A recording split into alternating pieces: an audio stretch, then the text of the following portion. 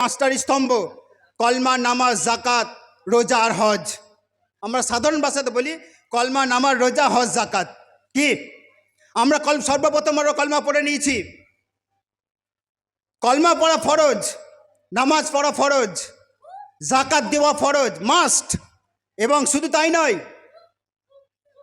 রমজানে বছরে একবার রোজা পালন করা ফরজ। আপনি সারা বছর রোজা পালন করতে হবে না আপনাকে। আর জীবনে একবার হজ করা ফরজ। এটা ইসলামের পাঁচটা স্তম্ভ, ঠিক কি না? কলমা পড়েছি আমরা সর্বপ্রথম ডক্টর রমেশচন্দ্র দত্তের মহাশয় লেখার মধ্যে আমি যাব। আর বেদের মধ্যে কলমা আসছে, কল্কি পুরাণের মধ্যে কলমা আসছে। আমরা কলমা পড়েছি লা ইলাহা ইল্লাল্লাহ মুহাম্মাদুর রাসূলুল্লাহ সাল্লাল্লাহু আলাইহি ওয়াসাল্লাম। আমরা কলমা জানি, বেদের মধ্যে কলমা আসছে। রমেশচন্দ্র দত্ত মহাশয় লেখা থেকে আমি বলছি, উনি বলছে লেখার মধ্যে লিখেছে, আমি বেদের মধ্যে কলমা পেয়েছি, কল্কি পুরাণের মধ্যে আমি কলমা পেয়েছি। মুসলমানের কলমা কেমনভাবে এসেছে উনি বলছে, লা ইলাহা হরতি পাপম ইল্লা ইলাহা পরম পদম জন্ম বৈকুণ্ঠ পর পয়ন্তীত জপিনাম মোহাম্মদম। আমরা পড়ি লা ইলাহা ইল্লাল্লাহু মুহাম্মাদুর রাসূলুল্লাহ সাল্লাল্লাহু আলাইহি সাল্লাম। বেদ কিন্তু প্রাচীন গ্রন্থ, মনে রাখবেন কয়েক হাজার বছর আগে বেদ এসেছে। আর আমাদের কোরআন এসেছে 610 খ্রিস্টাব্দে, 610 সালে।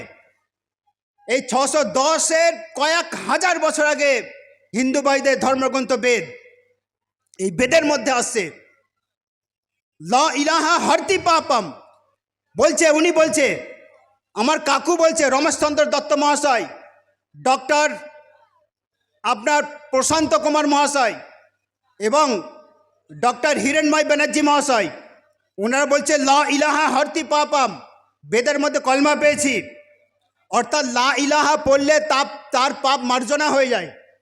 হরতি পাপম, দেখেন মানেটা একটু বোঝা যাচ্ছে। আমরা কলমা পড়েছি লা ইলাহা ইল্লাল্লাহু মুহাম্মাদুর রাসূলুল্লাহ, প্লেনভাবে পড়েছি। কলমা যে দায়িত্ব দেয় মুসলমানের মাথার উপর, ঘাড়ে যে দায়িত্ব দিয়েছে আমাদের কলমা। তারপরে নামাজ পড়তে বলেছে কলমা, তারপরে আপনাকে রমজানে রোজা পালন করতে বলেছে আপনাকে। কলমার দায়িত্ব দিয়েছে আপনাকে জাকাত দেওয়ার জন্য, কলমার দায়িত্ব দিয়েছে আপনাকে জীবনে একবার হজ পালন করার জন্য, কলমা আপনাকে দায়িত্ব দিয়েছে আপনার ফিতরা দেওয়ার জন্য, কলমা আপনাকে দায়িত্ব দিয়েছে বড়দেরকে সম্মান করার জন্য, উলামাদেরকে ইজ্জত করার জন্য, কলমা আপনাকে দায়িত্ব দিয়েছে পিতামাতাকে সম্মান করার জন্য, পিতামাতার কথা শোনার জন্য, বিবিকে সম্মান করার জন্য, স্বামী স্ত্রীর মহাব্বত অটুট রাখার জন্য, আর অনেক কথা। তাহলে লা ইলাহা হরতি পাপম, কলমা পড়লে তার পাপ মার্জনা হয়ে যায়। ইল্লা ইলাহা পরম পদম, দেখুন আমি এই কারণে বলছি, ইসলাম ধর্মের সাথে মিল রয়েছে বলে কথাটা বলছি আমি, আপনি কিছু মনে করবেন না। আর যাদের লেখা থেকে বললাম, এটা কোনো মুসলমানের লেখা থেকে নয়, আমি হিন্দু ভাইদের বড় বড় গবেষকদের লেখা থেকে বললাম। ইল্লা ইলাহা পরম পদম, ইল্লাল্লাহ পড়লে দুনিয়ার বুকেতে সম্মানের অধিকারী হয়। যদি ইল্লাল্লাহ পড়ে, ইল্লা ইলাহা ইল্লা ইলাহা পরম পদম, এটা সংস্কৃত শব্দ। ইল্লাল্লাহ পড়লে দুনিয়াতে সে সম্মানের অধিকারী হয়। এবার আমি কোরআনের একটা আয়াতে যাব। আল্লাহ সুবহানাহু ওয়া তাআলা কোরআনে কারিমের মধ্যে বলছে, অত ইজ্জু মান তাশা ওয়া তুযিল্লু মান তাশা। আল্লাহ বলছে মান সম্মানের মালিক আমি আল্লাহ, আমি খোদা। আমি মান সম্মান দিই দুনিয়ার বুকেতে, যাকে ইচ্ছা করি সম্মান দিই। আর আমি যাকে সম্মানিত করি দুনিয়ার মানুষ তার গলায় ফুলের মালা চাপাই। কথাকে ঠিক না বে ঠিক? আল্লাহ বলছে আমি যাকে সম্মান দিই দুনিয়ার বুকেতে, যাকে কুরসি দিই দুনিয়ার বুকেতে, যাকে আমি চেয়ার দিই দুনিয়ার বুকেতে, যাকে আমি নেতৃত্ব দিই দুনিয়ার বুকেতে, যাকে আমি মন্ত্রিত্ব দিই দুনিয়ার বুকেতে, দুনিয়ার মানুষ তার গলায় ফুলের মালা চাপাই। অত ইজ্জু মান তাশা ওয়া তুযিল্লু মান তাশা।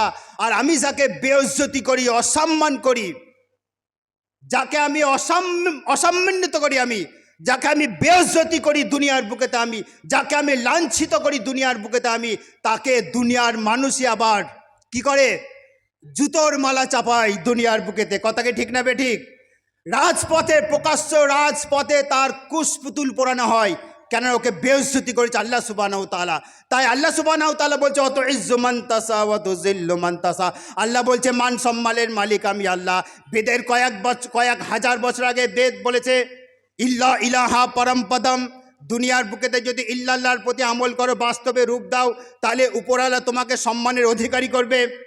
জন্ম বৈকুণ্ঠ পর পৈন্তিত, যদি তুমি চির জনম জনম স্বর্গে বাস করতে চাও, তুমি চির জনম জনম জান্নাতে বাস করতে চাও, তুমি চির জনম জনম আবাদান আবাদা যদি বেহেশতের মধ্যে জান্নাতের মধ্যে বাস করতে চাও, আরবিতে বলে আবাদান আবাদা, ইংরেজিতে বলে এন্ডলেস, বাংলায় বলে অশেষ।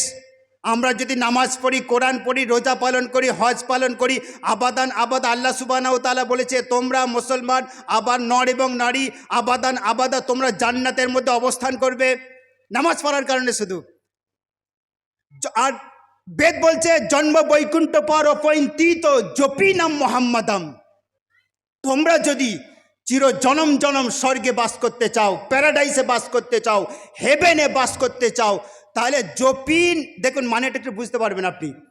জপি নাম মোহাম্মদম, মোহাম্মদের নামকে জপ করো, বুঝতে পারছেন? তাহলে এইখানে একটু ব্যাখ্যা করি আমি। মোহাম্মদের নামকে জপ করো মানে কি? আল্লাহ রসুল সাল্লাল্লাহু আলাইহি সাল্লাম, হযরত মুহাম্মদ মুস্তাফা সাল্লাল্লাহু আলাইহি সাল্লাম, তার কথাকে আমল করা, তাই না? অর্থাৎ আল্লাহ রসুল যে কথাগুলো বলেছে সেই কথার প্রতি আমল করা মানে হচ্ছে জপি নাম মোহাম্মদম।